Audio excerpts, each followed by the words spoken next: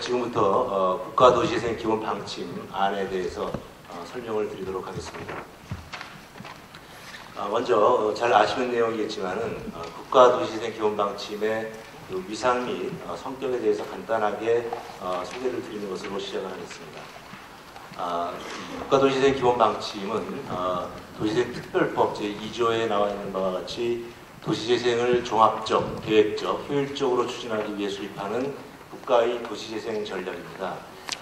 이 국가도시재생 기본 방침에는 도시재생의 의의 및 목표, 또 국가가 중점적으로 시행해야 할 도시재생 시책, 또 도시재생 전략계획 및 도시재생 활성화 계획의 작성에 관한 기본적인 방향 및 원칙, 그리고 선도지역의 지정 기준 및 기타 사항들, 또 도시의 쇠퇴 기준 및 진단 기준, 기초생활 인프라의 범위 및 국가적 최저 기준, 이러한 것들을 다루도록 되어 있습니다. 전체적으로 보면은 국가 도시재생의 의, 비전, 목표 등에 대한 선언적 성격과 또 국가 도시재생의 중점 시책, 계획 수립 방향 등에 대한 실천 전략적인 성격, 그리고 선도지역 지정 기준, 쇠퇴 및 진단 기준, 또 기초생활 인프라의 국가적 최저 기준 등에 대한 구체적 기준, 이런 것들이 이제 같이 국가도시재생 기본 방침을 구성하고 있다고 볼 수가 있습니다. 또한 이 특별법의 도시재생 전략계획, 도시재생 활성화 계획, 이런 것들이 이제 지자체 단위에서 수립하도록 되어 있는데, 기본 방침은 이러한 것들을 전체적으로 포괄하고 기본 방향을 제시하는 그러한 성격을 가지고 있다고도 볼 수가 있습니다. 이제 국가도시 기본 방침의 그 안에 대해서 설명을 드리도록 하겠습니다. 전체적으로 추진 배경, 그리고 비전, 목표, 추진 전략, 그리고 도시재생의 중점 시책, 그리고 세부 기준, 이런 식으로 설명을 드리도록 하겠습니다. 먼저 추진 배경입니다. 아까 여러분들께서 말씀하신 것처럼 도시는 우리나라 인구의 10명 중에 9명이 살고 있는 사회, 경제, 문화의 중심이자 우리 국민의 그 삶의 터전입니다. 또한 최근 들어서는 개인 삶의 질에 대한 기대수준을 가지고 있고, 또 문화, 환경에 대한 그런 가치가 중시되고 있습니다. 그리고 도시는 더 이상 단순한 거주 공간, 또 일자리 공간을 넘어서 점차 생활의 공간, 그리고 창조의 터전으로 도시의 역할이 변화되고 있다고 볼 수 있습니다. 또한 도시는 창조 경제가 실현되는 현장으로 그도 의미가 있다고 볼 수 있습니다. 최근 국가 경제의 주요 지향점이라고 볼 수 있는 창조 경제 구현을 위해서는 다양한 분야가 교류하고 소통하는 그런 여건을 마련하는 게 가장 중요합니다. 과거 산업화 시대에는 도시 외곽에 대규모의 산업단지 를 필요로 했지만, 창조 경제 시대에는 도시 내부 공간에 재생 및 인목화가 필수입니다. 그래서 역사성과 문화 가치를 내포하고 다양한 계층이 모일 수 있는 비성시가지의 중요성이 더욱 부각되는 시점이라고 볼 수 있습니다. 이러한 상황에서 우리 도시의 현주소를 살펴보면 현재 저성장 기조 및 인구 정체를 기조에 있는 반면에 기존의 외곽 개발과 양식 공급 위주의 도시 확장은 한계에 달려 있습니다. 그리고 삶의 질과 문화 같은 다양한 가치에 대한 수요가 높아지기 위해서 국내 도시는 이를 수용하지 못하는 수준입니다. 각종 도시 경쟁력에 대한 국제 지표에서 서울을 비롯한 국내 대도시들이 중위권 혹은 중하위권의 수준에 연돌고 있는 점이 이점이라고 볼 수 있습니다. 더욱이 이 도시 내부로 들어가면은 쇠퇴 문제가 상당히 심각합니다. 그래서 저소득층이 주로 거주하는 지정시가의 경우에는 노후 불량주택들이 난립되어 있고, 또 생활 환경이 매우 변합니다. 이것은 결과적으로 범죄, 재해 등 각종 사회 문제를 유발하는 그런 실정입니다. 전체적으로 국내 도시의 쇠퇴 현황을 살펴보면 전국의 3,400개 읍면동 중에 약 65% 정도가 쇠퇴가 진행 중인 것으로 나타났습니다. 인구와 사업 채수, 그리고 노후 건축물 비율, 이런 것들을 중심으로 해서 리스트를 봤을 때에 약 2,200개 정도는 이미 쇠퇴가 진행 중인 상태다라는 결과를 나타내고 있습니다. 이러한 쇠퇴의 원인으로는 첫 번째로 말씀드린 것처럼 외곽 개발에 따른 기성시가지의 쇠퇴가 있습니다. 그래서 신규택지라든가 신규 산업기관이 도시 외곽으로 빠져나가고, 그리고 공공청사업이 신시가지로 이전한 하도시로 이전한다든가, 이런 것에서 이제 비롯되는 경우도 있고, 또 하나는 도시의 전반적인 그러한 산업이 경쟁력이 약해지면서 도시의 주력 제조업이 늘어나고 또 대도시로 인구가 유출되고 전통산업이 쇠퇴하는 등 이런 복합적 요인으로 도시 전체가 침체하는 이런 양상을 보이고 있는 그런 두 가지의 원인이 있다고 볼 수가 있습니다. 이러한 도시 생태 지역에서 나타나는 문제점으로는 도시 경제 기반이 상실돼서 중심 상권의 활력이 침체되고 이것이 이제 고용이라든가 세수 방식으로 이어지는 악순환으로 전개돼서 결국은 지자체가 재생적인 재생 추진이 곤란한 그런 상황에까지 이제 이르게 됩니다.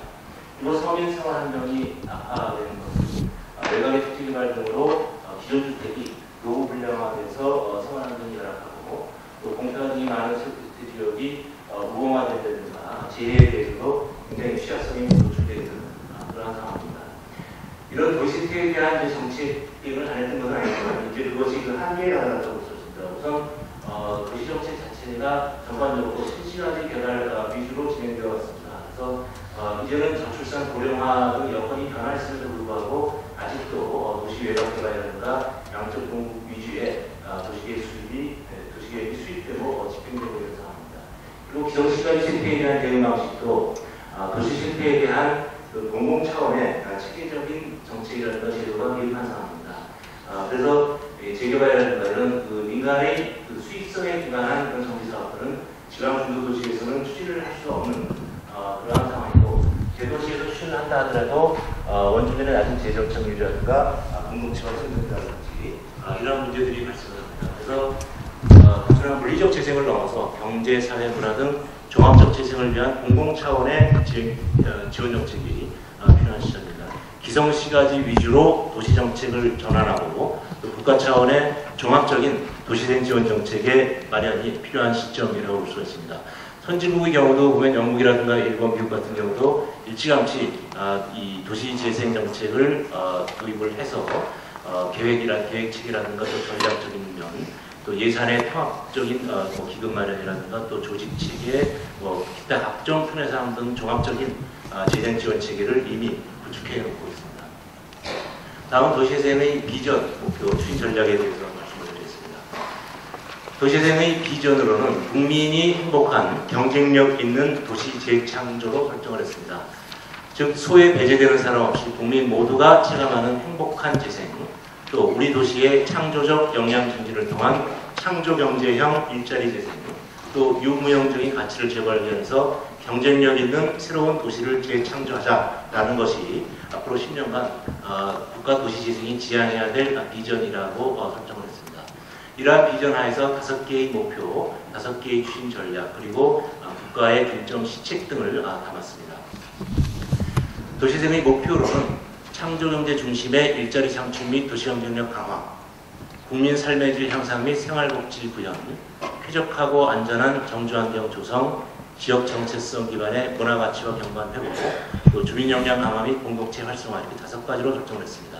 즉 도시재생 과정에서 새로운 도시기능을 도입하고 지역 자산을 활용하는 등을 통해서 고용 기반과 소득을 증대시키는 것과 또 국민 모두가 최소한의 생활 수준을 누릴 수 있도록 기초생활 인프라 등을 적정 수준으로 공급하는 것, 그리고 환경 친화적이고 건강한 도시를 지향하고 범죄 지혜로부터 안전한 생활 환경을 조성하는 것, 그리고 과거 건설했던 쇠퇴 구도시민이 보유하고 있는 역사적 문화적 정체성을 최대한 활용해서 품격 있는 공간을 조성하고 문화 서비스를 확충하는 것, 그리고 마지막으로 살고 있는 도시의 쇠퇴 문제를 주민들이 직접 고민하고 해결책을 도출하는 역량 있는 주민을 육성하고 참여하는 주민 공동체를 구현하는 이 5가지를 도시재생의 목표로 잡았습니다.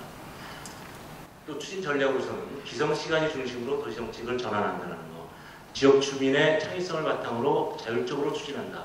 또 구청 간 파업을 통해 재생이 시급한 지역에 집중 지원한다. 또 지역별 특성에 맞춰서 맞춤형으로 특례라든가 학종 지원사항 등 복합적 정책 수단을 활용한다.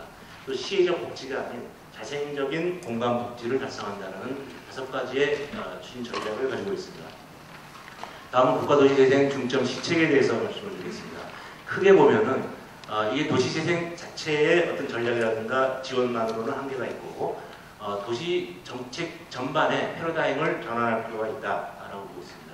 또한 도시재생 사업에 대한 마중물 성격의 재정 지원을 확대하고 또 이 재정 지원만으로는 한계가 있기 때문에 민간 활력을 적극적으로 유입하기 위한 금융 지원이라든가 규제 완화 인프라들을 적극적으로 도입하고 또 지역 역량을 강화하고 공동체 활성화를 할 수 있는 그러한 시책들을 담는 것으로 적었습니다. 먼저 도시정책 패러다임 전환과 관련해서는 기성시가지 위주로 도시의 공간 계획을 수립한다는 겁니다. 도시계획 제도에서 기성시가지 우선으로 시설을 공급하고 특히 인구 유발 시설이라든가 이런 것들을 기성시가지에 담도록 유도하는 그런 이제 도시계획의 제도를 개선할 필요가 있습니다. 또한 신규 부득이하게 신규 외곽 개발했을 경우는 거기서 나오는 개발이익을 도시 재생에 환원한다든지 또 신규 개발의 그 개발 계획을 할 때 구도심의 계획도 같이 수립하게 한다는 이제 그런 것이 필요하고 또 마을 단위의 그런 이제 주민 참여의 계획이 있을 때 이거를 도시 계획 내에서 제도화시켜주는 이러한 것들을 담을 수가 있을 것입니다. 그리고 도시 내부 토지 이용의 융복화 및 고도화는 선별적으로 도시 내부에 가능한 곳에 대해서는 선택과 집중에 의해서 복합적인 토지 이용도 추진하게 하고 또 도시 내부에 그 대중교통이 편리한 그런 지역에 대해서는 뭐 청년이라든가 노인 또 어떤 그 1, 2인 가구 이런 중심으로 해서 다양한 계층의 주거 기능이 들어올 수 있는 그러한 입지를 마련해 준다는 거. 그리고 그 노후 공간이라든가 이전 적지 등을 창조적인 경제 문화 공간으로 전환하는 이러한 방법들을 도입을 할 수가 있습니다. 또 기존 도시의 정주 여건의 그 매력 여건과 매력을 극대화할 필요가 있습니다. 그래서 지역의 자산, 지역에 있는 기존 여러 가지 시설물이라든가 이런 것들을 최대한 활용해서 이것을 이용한 매력적인 문화 도시를 조성한다는 점. 그리고 복지시설, 사회 서비스, 기초생활 인프라. 그래서 좀 이 방역적인 시설로는 그 방역적인 의료시설이라든가 그런 또 보육시설 이런 것들을 확충하고 또 그 생활권 단위에서 국민들이 체감할 수 있는 기초생활 인프라를 확충할 필요가 있습니다. 그리고 에너지라든가 또 도심 하천 뭐 이런 것들을 쾌적한 생태형 도시공간을 확충할 필요가 있고 공간 환경 디자인 향상을 통해서 가로라든가 여러 가지의 그 아름다운 도시를 조성하는 그러한 그 노력이 필요합니다.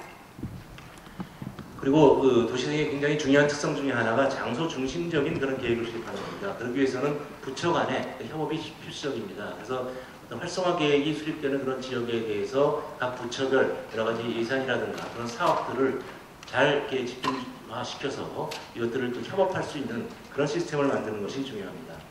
그리고 법에 이미 나와 있습니다만 도시재생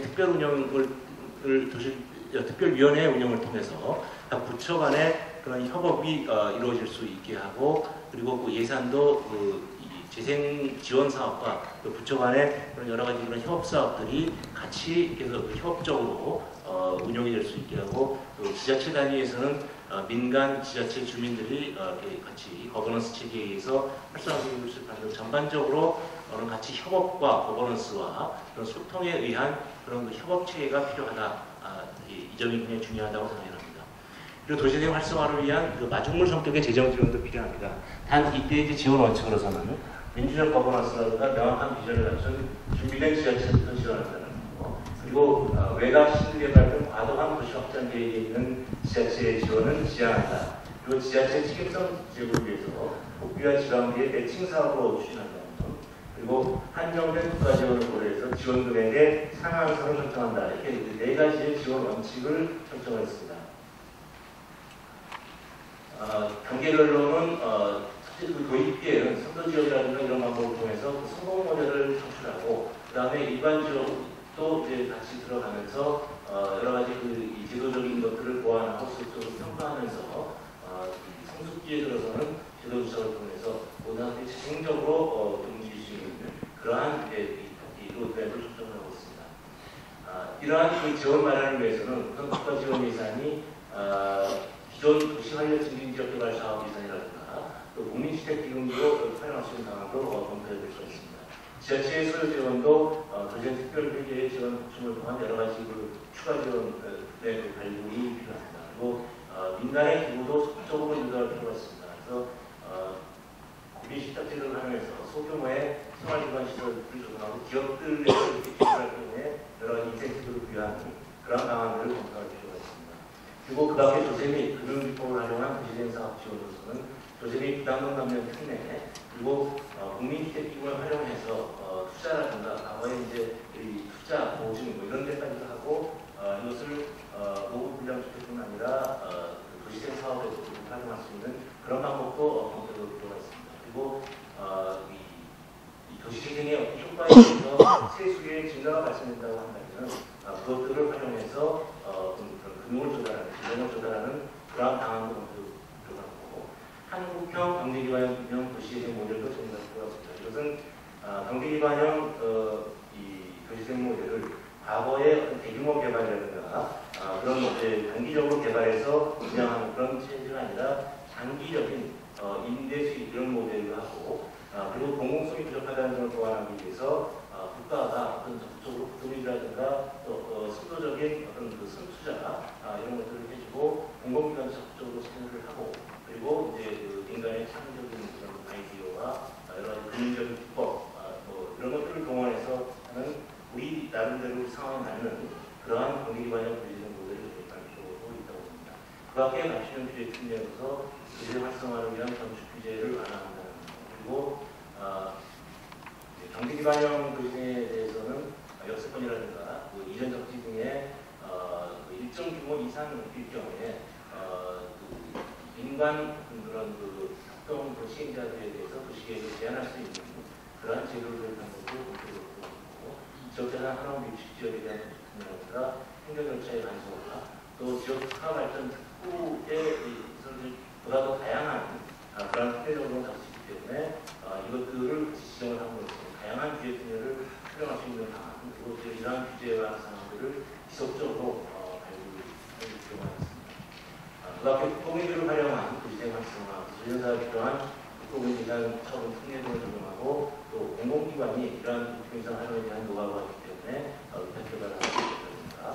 국공유지의 소규모로 비어있는 그런 땅들을 활용해서 수란지 개발이라든가 이런 도시재생 사업에 활용할 수 있는 그런 방안도 검토해 볼 필요가 있습니다. 주민지자체 역량에 의한 사회적 자본 형성도 중요합니다. 그래서 협동조합이라든가 사회적 기업, 마을기업 등 사회적 경제 활성화를 통해서 일자리를 창출하고, 또 도시재생 현장 지원 전문가의 조직 구성, 운영을 지원할 필요가 있습니다. 그래서 중앙 차원에서는 도시재생 지원기구라든가 또 지방 차원에서는 도시재생 지원 센터, 그리고 이러한 센터들을 엮을 수 있는 어떤 네트워크 차원의 그런 협의체들이 필요합니다. 그리고 재생적 주민 역량 강화 프로그램을 개발을 하고 활성화할 필요가 있고, 도시재생 전문가를 양성하는 것, 또 지자체의 도시재생 계획 수립을 위한 가이드라인을 제공하는 것과 도시재생 종합성 도시계획을 통한 과학적인 실태 진단 이런 것들을 통해서 지원하는 그런 것도 주요 시책의 하나라고 합니다. 그 밖에 국가가 첨단 기술을 개발하고 이것들을 도시재생 쪽에 적극적으로 보고 확산시킬 필요가 있습니다.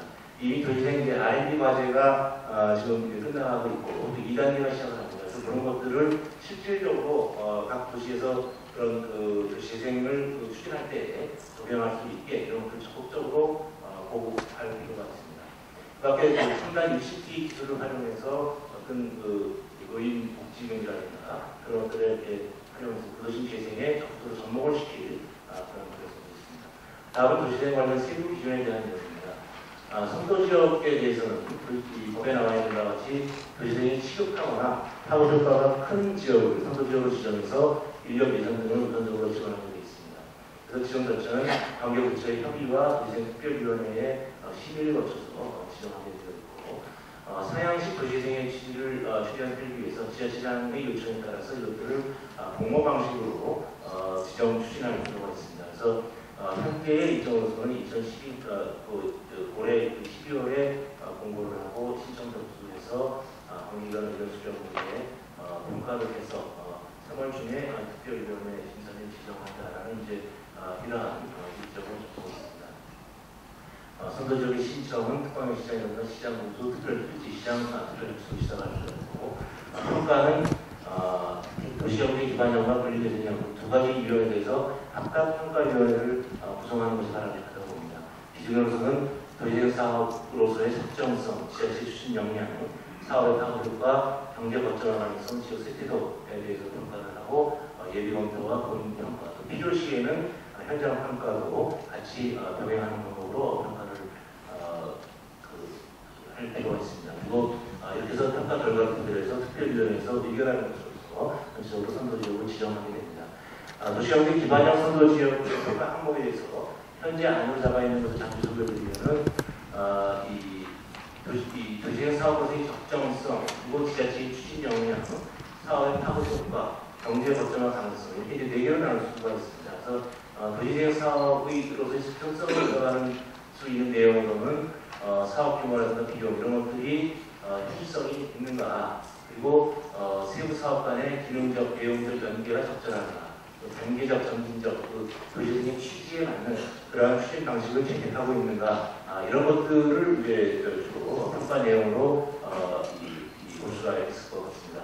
또 지자체의 추진 역량으로서는 전담 조직 및 부서관, 사업체계 구축의 적정성 및 운영 실적의 우수성과 또 이해관계자 등에 대한 의견 수렴 체계 구축, 또 지방비 등 대체 지원 조달의 가능성, 이런 것들을 중심으로 평가를 할 수가 있습니다. 또 사회 타고효과는 생활의 질적인 측면에서 생활의 필요성, 편리성 등에 얼마만큼 효과를 미칠 수가 있느냐, 그 질 좋은 일자리를 얼마만큼 만들 수 있느냐, 그 다음에 주변 지역과의 기능적, 내용적 연결성이 있는지, 모도시 및 대상 지역의 거점성, 중심성, 사업의 주변적인 미치는 효과, 이런 것들이 있는지를 중심으로 평가를 할 수가 있습니다.